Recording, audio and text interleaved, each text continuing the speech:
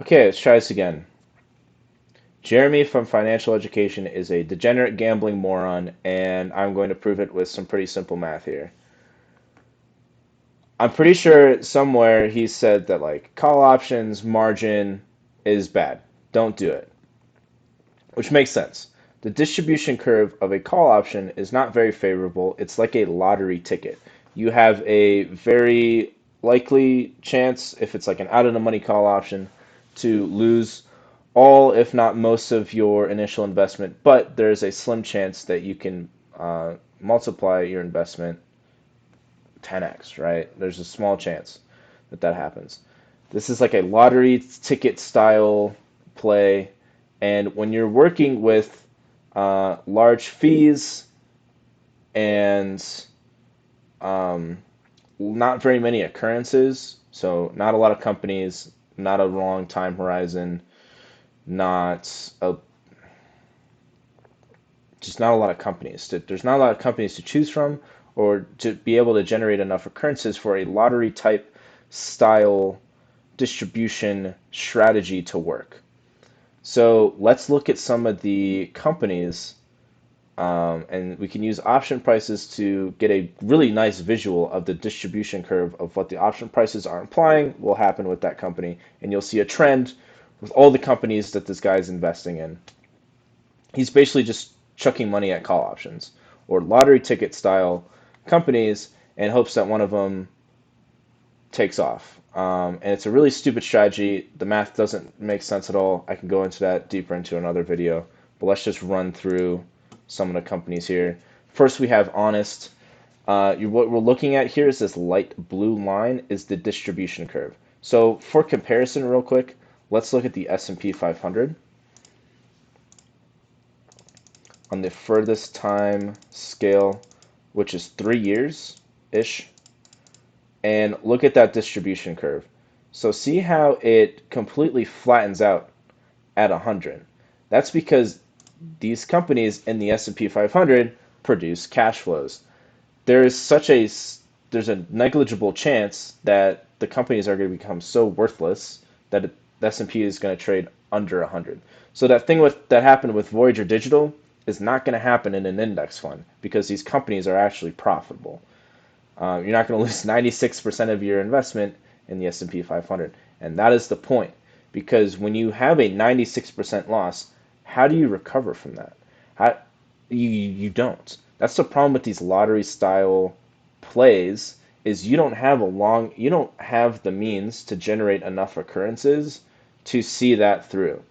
And then furthermore, he narrows it down and so instead of going for maybe a more diversified strategy, he just goes for companies in similar sectors as well. So like plant-based food, expensive baby wipes. What else?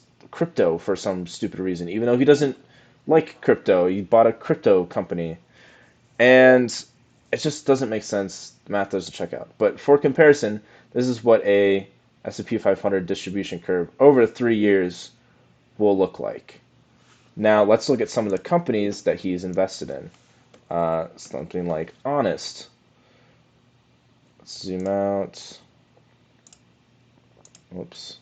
So it doesn't even like show up right because it's so wonky. See how big the distribution curve is below the price that it's trading at? It's saying that there's a large possibility that it's going to trade below 250 in the next 3 years.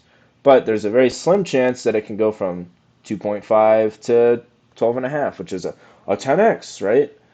Um, so it's like a lottery style thing. And you know what I you know what I do to figure out what companies he buys?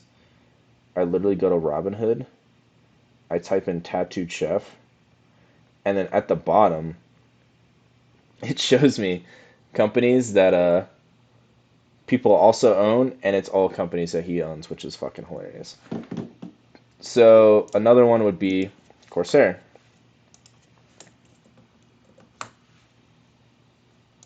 Okay, let's zoom out. And what do you know? Look at the distribution on this. Very fat tail below the stock price and a slim tail above the stock price. Big probability that it stays in this area. Small chance that it 2-3x's, whatever, right? What's another company? How about we did Honest, Palantir? I don't think he owns. DraftKings, Walgreens, Small Direct Club. This is a perfect example. I mean, look at this. This is stupid.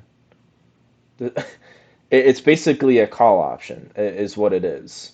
Um, it's really dumb. What else? ChargePoint, Neo, Oatly. That's another one. Oatly, my Goatly. Did it even have that on here? Probably not. What else does this fucking kid own? I don't know. Jeremy Financial Education Stocks.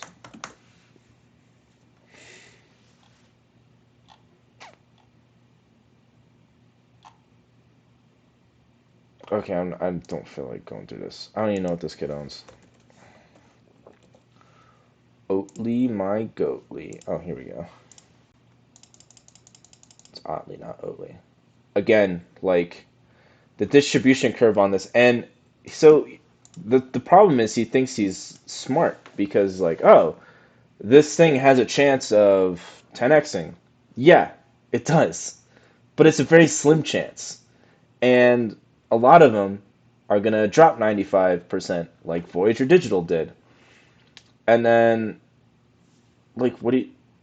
It's it's silly. This investment strategy doesn't make sense. It might make sense in a more diversified in a more diversified way.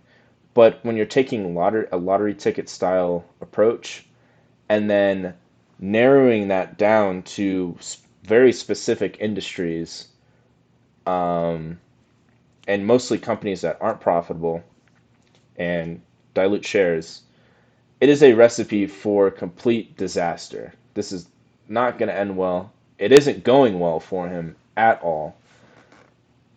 Um, what he needs to do is publish a after-tax TWR, time-weighted return, of his private portfolio, whatever, and benchmark it against.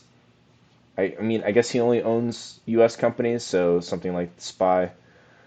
And there is absolutely no way.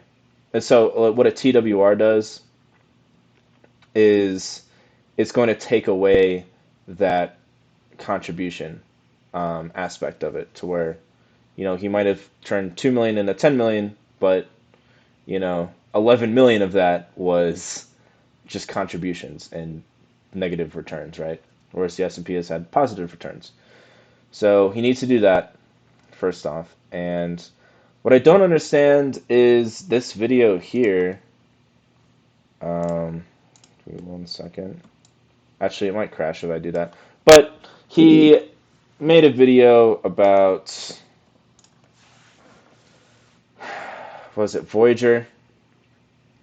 And there's a lot of praise in the comments, like, "Oh, I'm glad you're being, glad you're being honest, and you know, taking one when you're down or whatever." And it's just stupid. This guy clearly has no idea what he's doing. You have to try really hard to lose 96% on an investment. You have to be so disgustingly completely wrong. You couldn't be more wrong. How do you go from saying this thing's gonna 10x to it losing 95% of its value? It just doesn't make sense. You can't come back from that.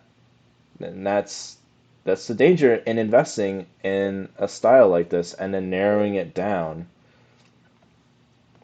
If all of a sudden all these companies become unfavorable just because maybe a recession happens and everyone's like, I'm getting the cheapest thing possible.